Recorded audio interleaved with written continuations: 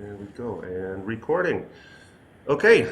Um, Basically, the way that we do this, we just have a nice little conversation about the things that you are all about. And without further ado, hello everyone out there, all the YouTube subscribers. It is me, Derek, otherwise known as BigCatDerek, because I couldn't think of a better name when I first started my Twitter account back in 2010, and I am here for a long overdue episode of the conservation equation. That's the hand signal that I have to do with that, because it brings everything together, because conservation is a multifaceted and very complex issue, and there's no one thing. I had to make sure that the lion could be seen in the background. Conservation is a very multifaceted and complex issue with a lot of different things, and there's a lot of different equation factors that come into it. And I want to talk to this gentleman here, Mr. Axel Hunnicutt of the WTF. Is it the foundation or organization? Organization. Organization. Yeah. Okay, so could you please, sir, tell me your profession and the organization that you work for? Yeah, so I am a wildlife ecologist, and I primarily study African carnivores, including leopards and hyenas, in South Africa. And I work for, or actually I'm a co-founder of the Wild Tomorrow Fund, or WTF. Very nice. Yeah, which we actually just started the beginning of last year, and it based in New York, but we work primarily in Southern Africa. That is cool. That is cool. What is the Wild Tomorrow Foundation? What do they do? So we founded the Wild Tomorrow Fund because myself and a few others that work in these national parks were constantly dealing with poachers coming in. We're seeing firsthand rhinos being basically slaughtered to extinction. We're seeing animals like wild dogs, hyenas, large carnivores, lions, being snared and poached right out of our national parks. And the thing is, these are national parks that are run by the government. They're private parks that are run by private organizations, but they're outnumbered, they're outgunned when it comes to poaching. Sure. And that's where we have come in to try to fill the gap. Is we do educational programs in the U.S. and we try to bring funding back to South Africa to fill the gap where they're just not funding basic things like flashlights or hoops or camera traps or what we need to run the reserves. That's pretty amazing. That's actually, I remember actually reading, because I saw about you folks from there's two different camps in this. One says it's pronounced Imgur, and then the other camp says it's pronounced Imager. I'm more of an Imager fellow myself, but I saw the Imager post about the WTF organization, and I was very just taken in by the name. Was great because it's very appealing and eye-catching and very today and very now, and then also the mission that you guys have. You're really trying to empower the local authorities and try to give them that necessary boost so that they can actually combat a lot of these threats. And that's, yeah, I was all in. I wanted to talk to you guys about that. So you're definitely trying to, I guess, you're trying to help. I mean, like the full spectrum of animals, and you're dealing mostly in like I know you said like South Africa, but just generally like sub-Saharan Africa, and that's like kind of the sphere that you want to try to have this initial influence on, correct? Yeah, exactly. Now, I know that some of you got the big five over in Africa, your buffalo and your leopard and lion and elephant and rhino. But you said like some like wild dogs. What are some of the other animals over there that you've seen? They're having difficulties with the local population or human animal conflicts or poachers that maybe doesn't get as much attention as like the big five do. Yeah. Well, I mean, one of the big ones right off the top of my head is the animal I work with, which is the spotted hyena. Sure. Which, of course, anyone who's seen The Lion King knows that they get a pretty bad rap. Yeah. They're not fully informed about how awesome hyenas are. Sure. But because of the focus on protecting large cats and the political sphere that's gone into, hyenas have sort of been left to take the slack of trophy hunting. Okay. So the research I've been doing for the last couple of years has basically been showing that spotted hyenas, in at least where I work, are basically being shot to local extinction. Because, Really? yeah, because people really, the local authorities, they're not keeping, we have monthly meetings about our lion populations, but no one's even looked to see how many hyenas there are. Wow. And they're just issuing hunting permits like there's no tomorrow. Now, is it okay? So now I think that's also like for people at home to try to like disambiguate between like hunting and like poaching and like the trophy hunting. They're different. Those are kind of different. They're all kind of like they can technically be under the same umbrella, but like or like retaliatory shooting and stuff like that. Yeah.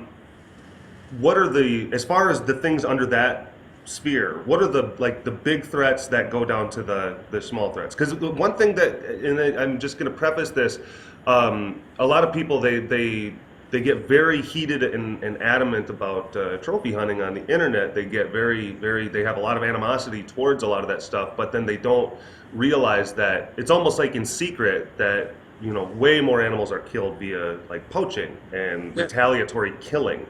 Exactly. Is that something that you guys have to deal with a lot over there?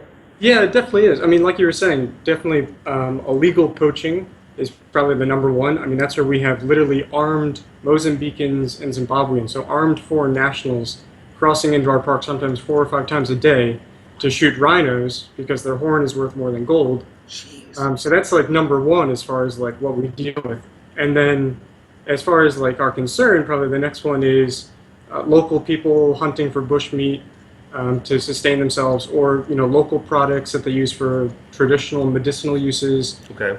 And then trophy hunting is probably our least concern, Sure. although in the hyenas case it's probably its highest concern. And that's because by and large trophy hunting, like you said, is not really what's causing animals to go extinct. In fact, if you think of like if you were a logical businessman that was hunting, you wouldn't want to kill your entire population. You'd want to just harvest the top so that it continues to grow. But like, as you probably know with lions, it's not the trophy hunting that's killing lions. It's the persecution from local hunters. Sure. In Kenya, they kill 5 to 7% of the population in retaliation. Is that... Now, when you're dealing with, now this is the other thing, when you're dealing with, like the WTF organization and the fact that you guys work very closely with local game officials and local authorities, and then they have to work hand in hand with, members of like the rural population. Like, that's got to get kind of difficult and kind of squirrely. Can you kind of talk about that a little bit, about some of those relationships and the problems that arise from that? No, definitely. And that, as an American, that's one reason why I wanted to go to South Africa and I wanted to live there. And it's because there's so many different cultures and different societal norms that I had no clue what that was all about. And so going there and actually seeing that there's, like you said, there's so many, it's like a puzzle that you're trying to put together. Sure. So, right, the local authorities obviously have their, what they're trying to do, but then you have people that, at least where we are, we live in what we call Zululand, or the Zulu Kingdom, so where the Zulu people live. Okay. Although that's one group of people, there's 3 or 4 different groups and societies just within our little area, and they have their own issues that they go back and forth with. So obviously, these are people that, a lot of these national parks and the parks that we work in weren't there like 40, 30 years ago. A lot of them are very recent. So a lot of these people still see this land as area where they should have their cattle be grazing, area where they think that they can still be harvesting meat from because it was originally theirs. A lot of them have like their chieftain burial sites still on these national parks. Okay, sure. So there's a lot of that where obviously we're trying to protect the wildlife that's there for the sake of the country and for the sake of the future of wildlife itself. But also they're just, most of them, it's like 95% unemployment. And, they're like, well, we really don't care about conservation. We just want to eat. I've talked a little bit about that. It's that Maslow's hierarchy of needs kind of concept where it's like you have to take care of your fundamental physiologic needs, and then, you're not going to care about things like, social norms and self-actualization if you can't feed yourself or your family. Yeah. You know, and I'm guessing that there's a lot of that. I'm guessing that there's I mean, even in a more, advanced African nation like South Africa, you're probably still seeing just a staggering amount of poverty, especially in these rural areas. Yeah. Um, what are some of the things that you guys provide?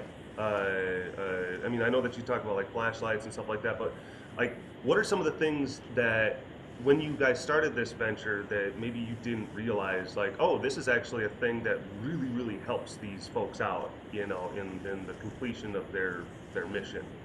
Yeah. I mean, obviously these are guys that I work with all the time, and I know their basic needs.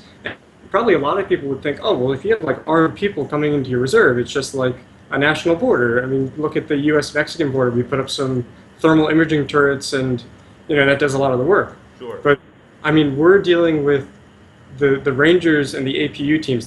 That's the anti-poaching teams. I mean, a lot of these guys, they have holes in their boots. They have they don't have raincoats. So I mean, it's something that I saw, but when you actually gave it to the guys, when we actually started giving out uniforms, we started giving out boots, we started giving out even just field guides. I mean, you would think these are people that, they walk the bush every day, they know all about the animals, but, they knew actually very little about the animals themselves. Really? Of what they saw. What they saw and what they took in. These were local people that were unemployed that sort of were given basic rifle training and, sent out in the bush. So just giving them, what's one of the first things we provided with all the ranger teams was field guides and books about the animals, so they could actually learn more about the animals that they're Oh, wow. protecting. I guess that for one, it gets them, more of a sense of awareness about what it is that they're actually doing. I'm sure that it probably increases, like, um, I would imagine that it galvanizes them a little bit more towards the actual cause itself.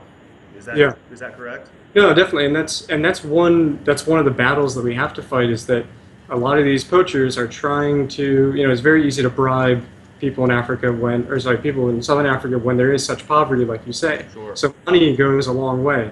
So winning the hearts and minds of the people actually doing the protection is probably one of the most important things. Yeah, because yeah, you see yeah. cases where, like in Mozambique, the Limpopo Transfrontier Park, where they bribed all the rangers, and within like a couple months, there was no rhinos left in the reserve. What? Really? And that's the park that borders Kruger National Park, which is wow. South Africa. Now, you say that there's a lot of these like foreign nationals that are crossing into the borders. I mean, it seems like there's like organized like criminal elements that are conducting these types of poaching campaigns. Like, what are their goals? What are their ends? Like, have you guys figured that out? Like, what it is that they're trying to do and fund? I guess they're just trying to fund their own. Yeah. Their own military. Well, that's the thing. These are the same people that are doing, they're moving drugs, they're moving arms and firearms, they're moving human trafficking. These are the same criminal syndicate elements that are doing those sort of legal activities. Yeah. And wildlife trafficking is the fourth largest illegal black market in the world. Yeah, I remember reading that. Yeah. Over $10 billion a year that we know of. So a lot of these criminal elements we really don't know anything about. Sure. And I know the U.S. government has put out huge bounties on getting some of the kingpins around Africa and in Asia, where the stuff is eventually going. But, it's very hard to get beyond the guys that are coming into you, Sure. coming to the reserves. So we're just catching the little guys and not really able to get to the top. So, before we go on, I just want to make sure that people realize that the website for the WTF organization is wildtomorrowfund.org. Definitely go and check it out. These guys do some pretty fantastic work. They got a great website too. I'm on the website. It's really nice. It's got all sorts of stuff about threats and their strategies, and there's a cute little rhino picture right there. I think that's great. But how long did you live in South Africa? Or I guess you probably periodically go back and forth, I'm guessing? Yeah. Sure. How long have you been doing that? I spent my first like three and a half years there, just steadily going at it. And I was actually doing a master's degree through the University of Pretoria. Okay. Wildlife management. in South Africa. So they sort of sent me out, and that's how I started to get involved in conservation in South Africa. Did you, is your work with conservation and just, like the general aim that you've got going on right now, is that something that you've wanted to do ever since that you were little, or did it kind of start more with like, I just want to work with animals, and then it kind of branched off into what you're currently doing? Like, what was the progression, like your personal progression into your professional career? Well, I grew up and was raised right outside New York City, so not really in any sort of, wild environment. But having access to like the educational programs at the Bronx Zoo and just run by the Wildlife Conservation Society, I knew I wanted to do something with wildlife. I knew I wanted to travel. And, as I grew up and continued, I learned more about conservation, the conservation threats. I remember being in high school and hearing that the first subspecies of black rhino had gone extinct. Yeah. I was like, why isn't anyone doing it? Why isn't, and later down the line, come to find out, I am someone, I can do something. Yeah. But I went to school in Alaska, then I was studying grizzly bears in Canada for a while. Well, that's cool. And I always had this like romantic idea, I guess like most people do, a romantic idea of Africa and, sunsets and giraffes and safaris. And that guy going yeah yeah at the beginning of like Lion King, yeah, sure. Everyone does that. They always think about that. I'm sorry, I'm interrupting you. Go ahead. No, it's okay. But I mean, that's exactly. I had those romantic ideas, and I went for the first time. And at the time, I actually was like thinking about going into like veterinary medicine Mhm. and dealing with animals, single-handedly, saving one at a time. Sure. When I went to South Africa for the first time, and I realized the scale of what was going on, and Africa isn't just this open safari that's mud huts and Sure. it has a hugely exponentially growing human population. Hmm. That's probably like, it's not what we think anymore. It's not this completely wild area. There's still some really wild areas, but it's progressing at such a rate that if no one does anything or it doesn't change, it will very quickly go the way of North America, where settlers came, we developed, and we just killed 60 million bison in a couple of decades. That So happened. very Yeah. easily, most of the iconic species like elephants and rhinos and lions, I mean, their lions recently they were recently put on the U.S. Fish and Wildlife's endangered species list, or at least some of the subspecies. Mhm. It's probably one of the most iconic animals. So that's what once I sort of got a taste for that, I was like, I've got to go. That's my mission in life. That's what I'm going to do. Also, I guess since you've been there, even in the time that you've been there, I'm sure that you've seen the growing population. Have you also seen like growing like economic development over in Africa as well, to some degree, I guess? Yeah, to some degree, for sure, it has happened, but by and large, I'd say it's quite stagnant, and Sure. that's probably the fact that because of the cultural aspects of these local people that are there, um, and the advances in Western education and Western medicine, the populations are just growing faster than economies are, and Um, between wildlife trafficking and poaching, it's helping to stagnate any sort of economic development in a lot of these countries. Sure. What are some of the, I mean, like when you try to break things down, to like their most simple kind of core components, as far as like this, conservation type issues are concerned, specifically sub-Saharan Africa, your sphere, um, what are some of like the fundamental things that do you think kind of need to change in order to make it better for these wild populations of animals? I guess for both people and wild Yeah, populations of animals. no, definitely. I mean, that's the thing is, the Wild Tomorrow Fund deals a lot with providing security, but when we actually give educational talks, and like you said, when it comes down to the core values, by and large, a lot of it is poverty alleviation and education. Sure. Education of women specifically. Hmm. And that's just the fact that, people wouldn't go out and poach if they had better paying jobs. They wouldn't go into a park knowing that they were likely to be shot by rangers if they actually had some sort of secure, Sure. you know, Sure. financial situation. So I'd say poverty alleviation would solve a lot of the things. You wouldn't have the poaching issues. You wouldn't have, um, people going into these criminal elements as much. Sure. And education as well, which would slow the human population, which, by and large, it's not poaching and wildlife crime is probably the #2 threat to wildlife across sub-Saharan Africa. #1 is habitat loss and habitat degradation. And that's a result of growing human population. Sure, yeah. So that's just where education comes. farmlands and yeah, absolutely. Yeah. I mean, a lot of people don't know that, like, countries like Nigeria in 10 years will be larger than the United States in population. It'll be an estimate in 10 years about 500 million people. What? Really? Yeah. Nigeria. That's the first time I'm hearing about that. Yeah. Wow. Wow. And So, so you're talking about a country that is tremendously, populated, but I mean, I'm not really, I haven't heard too many things in Forbes about, the gross domestic product of Nigeria. That's a large population that's not going to be having the same comforts as a lot of these other largely populated countries. yeah. Ooh, that's big. Jeez. And particularly, like, when I talk about lions, and a lot of people are like, with the whole Cecil thing that happened recently in trophy hunting, again, I go back to, no, that's not what's killing lions. What's killing lions are, like I said, 500 million Nigerians expanding into what were once wild areas, coming into conflict. And then the other thing is that what are most of those, sub-Saharan African people living off of? They're living off of livestock. Yeah. They're not really able to grow crops as much, to sustain themselves. They're living off livestock. And livestock is directly in opposition to carnivores.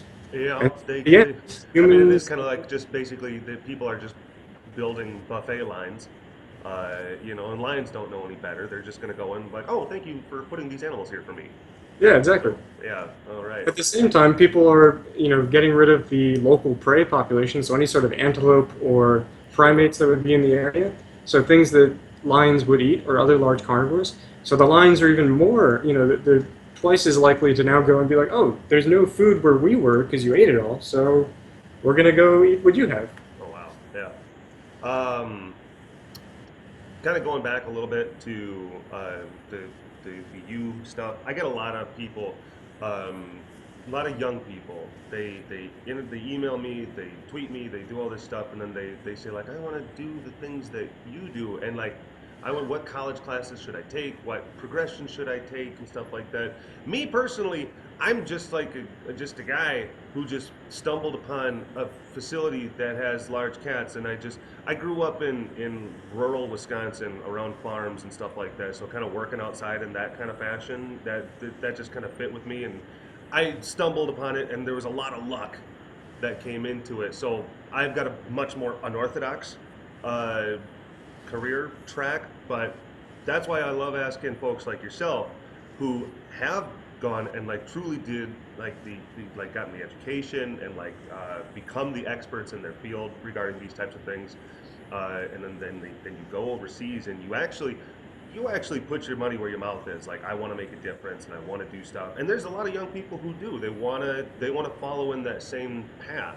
Yeah. What are some of the things that you could say to young people about just the type of educations that they could get, the experiences that would help them, and then also maybe just some things about, whenever you had like difficult and trying times and what you did to kind of get past that?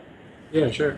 So, I mean, as far as education goes, it's just, any sort of field of biology. It doesn't take, if you want to work with wildlife, you don't have to take particularly like wildlife ecology. I need to do this. I mean, there's a lot of people I work with in South Africa that have like finance degrees and business degrees, yet they had the part-time experience with doing stuff, and just maybe it was luck. But I mean, as much as you can, get in with that field research. You've got to have those skills. You've got to be used to dealing with stuff in the field. And there's also a lot of things you can do that are unrelated to education. I mean, as far as I used to be a firefighter in Connecticut, Sure.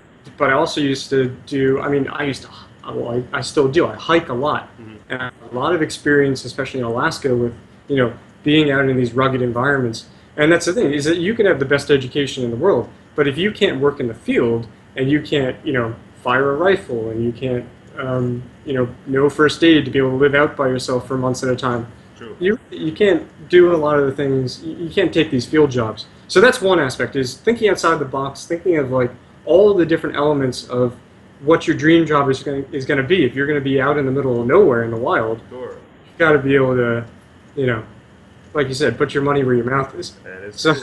That is true. so there's that side of things. But then I would say also there's a lot of people that I studied with, people that I know, because me as well, there's a lot of people that call me or email me all the time and say, how can I get to what you're doing? And like you said with yourself, there is definitely a luck factor in there. Yeah. But you got to go for it. You've got to not be afraid to. A lot of people want to go to Africa for, I'll go for like a couple months. No, you've got to live it, and Yeah, you you've gotta got. be commit. You gotta like live it. You gotta be one of those people who doesn't, almost in a weird way. You kind of become fueled by the struggle sometimes in a way, like in a weird kind of sickness in your head. You know. Uh-huh. No, I get that. Yeah, I completely get that. I probably have that. So. Yeah, I think well, because I like yesterday I was out I was talking with one of the interns that we have, and this individual has been working out here with the animals, and we've got long days, and we're cutting up livestock, and we're getting bloody, and we're going around and we're cleaning enclosures, and yeah, you're right, like different elements of construction and like heavy machine operating and stuff like that, things that you wouldn't like expect when it's like, oh well, we got to deal with lions and tigers. And at the end of the day, sometimes you're exhausted, you're physically drained, you're emotionally drained, you're mentally drained, but it's you pick it up and do it all again the next day. And not everyone has that weird little itch inside of their brain that allows them to kind of like really just keep on pushing forward. Yeah. So that's why I have a lot of respect for folks like yourself and folks that are in the positions that you're in, because you're out there really toughing it out, not just doing something that is physically laborious, but also highly technically specific and mentally and I imagine very emotionally taxing Yeah. to have to see some of the things that you see. So that's a big kudos to you. Definitely a tip of my hat, even though I'm not wearing one. Thank you very much. Let me think. Is there anything else that you want to talk about as far as your organization specifically? I mean, this has been a really great, Yeah. this has been a great conversation so far. Yeah, just I wanted to go back to one thing that, because you were asking about animals that maybe people didn't particularly know were in trouble, Yeah. and something that we're trying to deal with or trying to work with as well and sort of figure out a plan for is an animal that if you've ever seen one in real life, whether it was in a zoo or in the wild, you're like super lucky. I've actually never seen one. There's only 2 zoos in the U.S. that have them, and that's the pangolin. That's not penguin. That's pangolin. A lot of times when I talk about it, people say, "Oh, I didn't know penguins were endangered." They like a little weird, like badger, raccoon, like anteater thing. Yeah, it's an armored anteater. It sort of looks like an armadillo, Sure. but there's 8 species of them. I think 6 are in Asia and 2 are in Africa. But it's the most trafficked and traded animal in the world. What? Over Really? 100,000 a year are taken out of the wild and traded internationally. That's odd. Why do you suppose that is? They're literally being eaten to extinction because in Asian countries, particularly Vietnam and China, they're very tasty. That's And that's. Oh, go ahead. Sorry. I was just gonna say they're covered. It's the only mammal in the world that's covered with like true scales. Mm. It makes up like 20% of the animal's weight, Wow. and the scales sell for something like 5,000 pounds a kilogram or something, like some ridiculous number. Jeez. Yeah. Oh, I think that's actually something else I wanted to kind of go back into. Now we're talking about, like you bring up some of the demand over in Asian countries, and do you find that that's like the overwhelming majority of where the financial incentive comes from is from a lot of the, like especially like Vietnam and China that have the cultural belief system. And here's the thing that I don't think a lot of people realize is that most people in China and Vietnam are actually very progressive, but you're talking about like such large populations that all it takes is for a small percentage Exactly. to believe in the curative and restorative powers of rhino horn to Hmm. have a devastating effect on the wild population. Is there any work that you guys do, or that maybe other partner organizations do, to also try to stem the tide of, or educate, like even in those places? Is Yeah. that So this obviously, I mean, the big three or four are elephants, rhinos, lions, which are taking the place of tigers because they sure? all sort of follow the same stems. That their Asian counterpart is either extinct or close to extinction, so they've gone to Africa to now reap the Oh, next and best. a skinned lion looks exactly like a skinned tiger. I mean, like there's no. It's like, yeah, just sell it as that's a tiger. You know, Yeah, exactly. Tiger bone, yeah, or it's now lion bone wine. pretty Uh, much. but anyway, so those obviously we can do as much as we can to help protect the animals in South Africa, but it's sort of fighting back an endless wave if we're not actually doing something in Asia to fight the source. And Yeah. so there are a lot of great programs that WWF and Traffic are working on as far as like the cultural side of things and trying to change the tide. Wild Aid does some great work with particularly like Chinese actors like Jackie Chan or Oh, celebrities like Yao Ming, where they actually try to be like, look, eating shark fin soup is not cool, and yeah, touch totally. elephants and don't buy that. So they're doing a lot of great stuff. We feel like we need to do something as well. In the we're small. We're like four people, but we have a lot of great connections. And so actually, I think this year we're planning on doing an Asian tour where we're going to try to hit up at least 3 or 4 countries. Wow. And we know a lot of, I mean, just through our friends, a lot of teachers that are over there, Oh, that's so cool.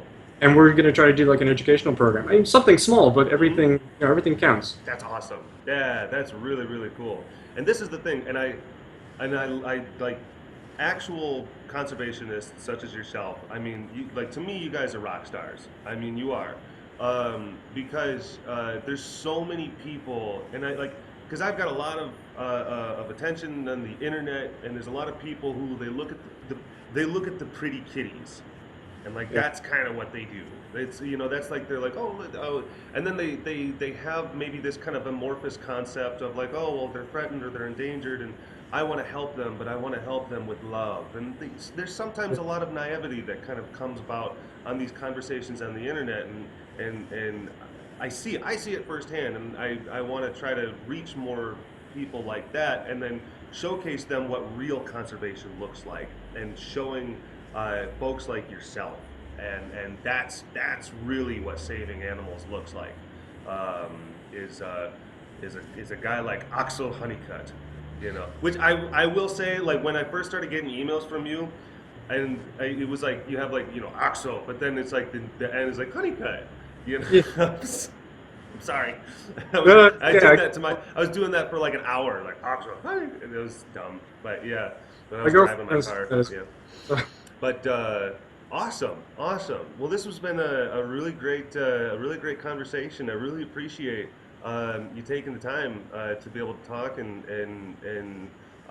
have the conversation with me, and talk to the people that subscribe to this channel, and hopefully your organization continues to grow, because you guys seem to be doing some really really important, impactful stuff.